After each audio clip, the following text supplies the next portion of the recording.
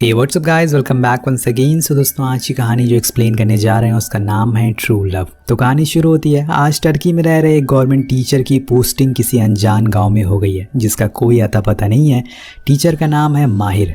उसकी ये जॉब है और उसे जाना ही होगा, पर उसका परिवार इसे खुश नहीं है। वो चाहते हैं कि माहिर यहीं रह के अपने बच्चों को पढ़ाए, पर वो जैसे भी करके उन्हें मना लेता है और शाम की ट्रेन से अपनी मंजिल की ओर निकल जाता है। थोड़े टाइम के बाद वो बस से सफर करता है और बस का ड्राइवर उसे लाकर एक पहाड़ पर छोड़ देता है और बताता है कि उन्हें यहाँ से आगे पैदल ही जाना होगा क्योंकि सरकार ने इसके आगे का रास्ता बनाया ही नहीं है।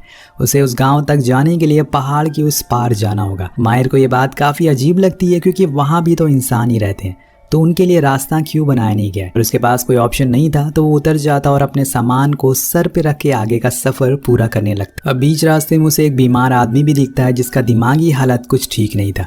पर अब माहिर जैसे तैसे उस गांव तक पहुंचता है, लेकिन वहां के लोग उस पर नजर रखे हुए थे। उसके आते ही वो उस पर बंदूक तान देते हैं और गाँव वालों को लग रहा था कि ये सरकार का आदमी है और उनसे उनके घरों को छीनने के लिए आए। पर माहिर बताता है कि वो एक स्कूल टीचर है और उसकी यहाँ पे पोस्टिंग हुई है। तो गांव का सरपंच आकर उसे बताता है कि शायद आप गलत जगह आ गए हैं क्योंकि यहाँ पर तो आज तक स्कूल बना ही नहीं है, तो आप पढ़ाएंगे कहाँ पर। वेल, गाँव के लोग उसके आने पर खुश तो थे क्योंकि इस गाँव में बाहर से बहुत ही कम लोग आते हैं। अब वो सभी लोग उसे बड़े ही प्यार से घर ले जाते हैं जहाँ पे उसे रहना है। लेकिन जाने से पहले माहिर को फिर वही शख्स दिखता है जिसकी दिमागी हालत ठीक नहीं है। असल में उसका नाम अजीज है और उसे कुछ बच्चे परेशान कर रहे हैं, पर वो चुपचाप वहीं खड़ा रहता है और इधर वो लोग माहिर को लेके वहां से चले जाते हैं। अब यहाँ उसे पता चलता है कि वो यहाँ पे कुछ नहीं कर पाएगा। यहाँ के लोगों का कहना था कि इस गांव में 30 सालों बाद सरकार ने किसी टीचर को भेजा है और अब वो और 30 साल लगाएंगे एक स्कूल बनाने में। तब जाके माहिर को यकीन होता है कि शायद यहाँ के बच्चों के नसीब में अनपढ़ ही रहना लिखा हुआ है। अब उस रात वो अपनी बीवी को कॉल लगाकर सारी बातें बताता है। तभी उसे लगता है कि शायद उसकी खिड़की से उसे कोई देख रहा है, पर जब वो बाहर देखता है तो वहाँ कोई नहीं था। अगली सुबह गांव के सारे कुंवारों लड़कों को इकट्ठा किया जाता है। तब सरपंच आकर सबको बताते हैं कि आज वो गांव के सबसे बड़े लड़की की शादी करेंगे। लेकिन सबसे बड़ा तो अजीज होता है जो असल में उन्हीं का बेटा था। लेकिन उसकी शादी कैसे हो सकती है, वो तो हैंडीकैप है, ऐसा उस गांव वालों का कहना था, जिस वजह से उसके छोटे भाई जयान की शादी कर दी जाती है। अजीज का भले ही दिमागी संतुलन ठीक ना हो, लेकिन उसके अंदर भी दिल था।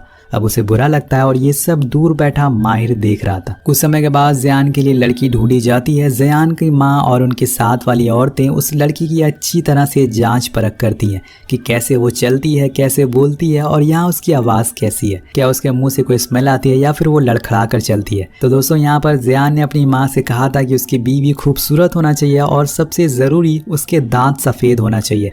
लेकिन जब यहाँ उसकी माँ देखती है तो लड़की के दांत काले होते हैं, लेकिन वो फिर भी उसके रिश्ते के लिए हाँ कर देती है क्योंकि वो बाकी चीजों में बहुत ही अच्छी थी। लेकिन जब रात में जयान अपनी बीवी को पहली बार देखता है, उसके दांतों को देखता है तो वो बेहोश हो जाता है। वेल, वहीं दूसरी तरफ अजीज के लिए मुश्किलें बढ़ती जा रही थी। वो धीरे धीरे अपने परिवार से दूर होता जा रहा था।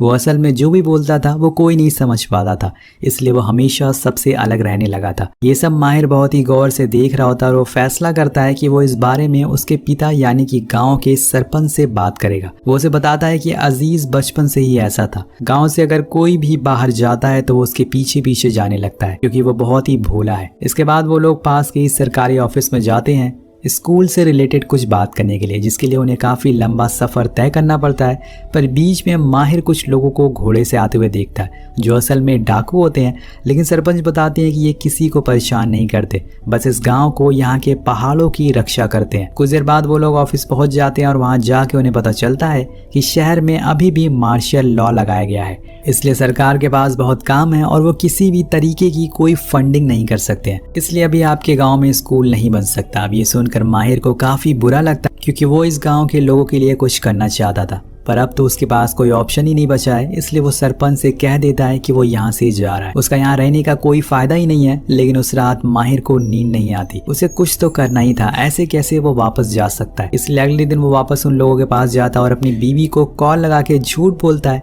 कि उसे डाकुओं ने पकड़ लिया है और उसे छोड़ने के बदले वो उसे पैसे की डिमांड कर रहे हैं। लेकिन उसके पास ज्यादा पैसे नहीं है, तो उसकी बीवी बहुत डर जाती है और वो कहती है कि रुको, मैं पैसे भेजती हूँ, जिससे उसका ये प्लान कामयाब हो जाता है। वो उन पैसों को ले जा जाकर सरपंच को दे देता है और कहता है कि अब इन्हीं पैसों से हम गांव में स्कूल बना सकते हैं, लेकिन मेरी एक शर्त है कि स्कूल तभी बनेगा जब आप अपनी बेटियों को भी पढ़ने के लिए भेजेंगे।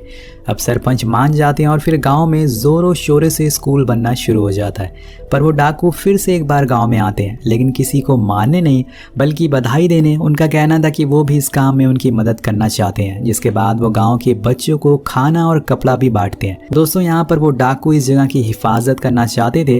अब अगले सीन में हम अजीज को देखते हैं। उसकी माँ उसे नहला रही थी क्योंकि अपनी माँ के अलावा वो किसी के पास बैठने को राजी नहीं होता है। कुछ समय के बाद स्कूल तैयार हो जाता है और माहिर गांव के सरपंच को बुलाते हैं रिबन काटने के लिए और फिर एक एक करके सभी बच्चों का एडमिशन होता है। पढ़ाते टाइम माहिर देखता है कि बाहर अजीज खड़ा हुआ है, बच्चों को पढ़ते हुए देख रहा है, लेकिन जैसे ही वो उसे बात करने के लिए जाता है वहां से चला जाता है। ऐसे ही काफी दिनों तक चलता रहता है, यहाँ तक कि अजीज तो माहिर के घर के बाहर भी खड़ा रहता है, वो भी रात भर, लेकिन वो उससे बात नहीं करता। अब एक दिन जब ज़यान और उसका एक साथी माहिर के घर के बाहर से निकल रहे होते हैं, तब माहिर अजीज को देखता है और उसे अंदर बुलाता है क्योंकि बारिश होने वाली थी, पर वो नहीं आता। और जैसे ही बारिश शुरू होती है वो ऊपर देखकर तेज तेज चिल्लाने लगता है, जैसे कि मानो वो ऊपर वाले से कुछ कह रहा हो कि मुझे ऐसा क्यों बनाया है, मैंने क्या गुनाह किया था।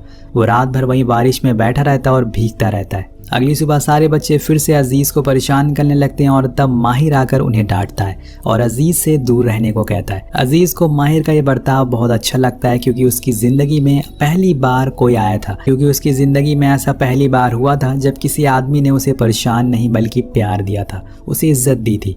वो उसे थैंक यू बोलना चाहता था, लेकिन अजीज बोल नहीं सकता है, इसलिए वो अपने घोड़े पर चुपचाप बैठकर पहाड़ पर चला जाता है। अब आने वाली कई रातों तक अजीज ऐसे ही माहिर के घर के बाहर रातों रात खड़ा रहता है, लेकिन वो कभी भी अंदर नहीं जाता है।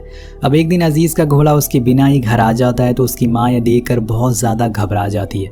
उन्हें लगता है कि शायद उसे कुछ हो गया है, तो उसके सारे भाइयों को उसे ढूंढने के लिए भेजती हैं। वो लोग उसे हर जगह ढूंढते हैं, लेकिन वो कहीं भी नहीं मिलता और आखिर में आकर स्कूल के पास बैठ जाते हैं। पर उसी दौरान अंदर से अजीज की आवाज़ आती है। हम देखते हैं कि माहिर ने आज वो करके दिखा दिया जो शायद अजीज का कोई अपना भी नहीं कर पाता। उसने अजीज को स्कूल में दाखिला करा दिया था, उन बच्चों के साथ बैठाया और जब उसकी छुट्टी हो गई तो उसने अजीज को पेंसिल पकड़ना सिखाया। उसने पहली बारी में बहुत ही अच्छी ड्राइंग बनाई जिसे माहिर बहुत उसकी तारीफ करता है और उसे सुनकर अजीज के चेहरे पर आज बरसों बाद एक हंसी आ जाती है। वो इस पल को एंजॉय कर रहा था। ये सब बाहर खड़े उसके सारे भाई देख रहे थे। अजीज को खुश देखकर उन सभी की आंखों में आंसू आ जाते हैं। अब ये सब देखकर सरपंच माहिर को शुक्रिया कहते हैं। वहीं गांव के सारे लोग अजीज को ऐसे खुश देखकर बहुत ही खुश होते हैं।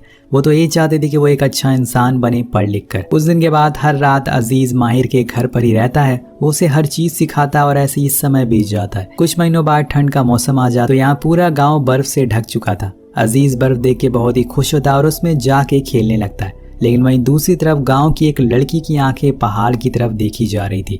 शायद उसे किसी का इंतजार था, पर वो कौन है ये आपको आगे पता चलेगा। अब एक दिन स्कूल में सभी बच्चों को कहा जाता है कि उन्हें अपने पिता का नाम बोलना है। सबके बोलने के बाद अजीज की बारी आती है, लेकिन वो तो बोल ही नहीं सकता है। लेकिन वो कहते हैं ना कि अगर कोशिश करो तो हर चीज मुमकिन हो जाती है। तो यहाँ अजीज टूटे फूटे हुए शब्दों में जिंदगी में पहली बार अपने पिता का नाम लेता है, जिसे देख के सभी बच्चे और माहिर जोर से उसके लिए तालियां बजाते हैं। वहीं दूसरी ओर गांव में एक कमीलो नाम का शख्स आता है जो उस लड़की का हस्बैंड है जिसका इंतजार वो 10 सालों से कर रही है। कमीलो सरपंच का सबसे बड़ा बेटा है। उसके आने पे सभी लोग बहुत खुश होते हैं। उसके पिता उसे गांव में बने स्कूल के बारे में भी बताते हैं कि कैसे सब कुछ यहाँ पर बदल गया है। उसका भाई अब ठीक होने लगा है, इसलिए उसे अब यहीं रहना चाहिए। अपनी जिद छोड़कर उस रात उसकी बीवी भी उसे यही समझाती है कि उसे पुलिस को सरेंडर कर देना चाहिए। कब तक वो ऐसे ही डाकुओं वाली जिंदगी जिएगा। अब पूरी रात सोचने के बाद वो आखिरकार सुबह को सरेंडर कर देता है। अब कहानी आगे बढ़ती है और कुछ समय के बाद हम देखते हैं कि अजीज के एक और भाई की शादी हो जाती है, लेकिन अपने बड़े भाई की तरह भी उसे कुछ ज़्यादा ही खूबसूरत बीवी मिल जाती है, जिससे कि उसे खुद की किस्मत पर शर्म आने लगा। अब तो उसकी शादी हो गई है, लेकिन वहीं अजीज को ये सब अच्छा नहीं लगता। उसके सारे भाइयों की शादी हो रही थी, लेकिन एक वो है जिसकी अभी तक शादी नहीं हुई थी। अब उसे तो यही लगता है कि उसे कोई लड़की क्यों शादी करेगी। अगले सीन में कमीलो की सुनवाई का दिन आता है। उसे 4 साल की सजा सुनाई जाती है। अब कोर्ट से बाहर निकलते टाइम सरपंच अपने पड़ोसी गांव के सरपंच की जान बचाते हैं क्योंकि एक आदमी उन्हें जान से मारना चाह रहा था। इस बात से खुश होकर वो सरपंच उन्हें वादा करते हैं कि वो अपनी बेटी का रिश्ता उनके बेटे अजीज के लिए तय करेंगे और वो कहते हैं कि वो अपनी फैमिली को लेकर रिश्ता भेजे। उन्हें ये नहीं पता था कि अजीज की हालत कैसी है। अब जब अजीज की माँ पहली बार उस लड़की को देखती है तो उनकी आंखों में आंसू आ जाते हैं। उस लड़की का नाम जोया होता है। वो बहुत ही ज़्यादा खूबसूरत थी। उसे हर वो चीज़ आती थी जो उन्हें चाहिए थी, लेकिन कहीं ना कहीं उन्हें जोया के ऊपर तरस भी आ रहा था क्योंकि अजीज़ शायद उसके लायक का लड़का नहीं है। और यही सोचकर वहाँ बैठे सभी लोग की आंखों में आंसू आ जाते हैं।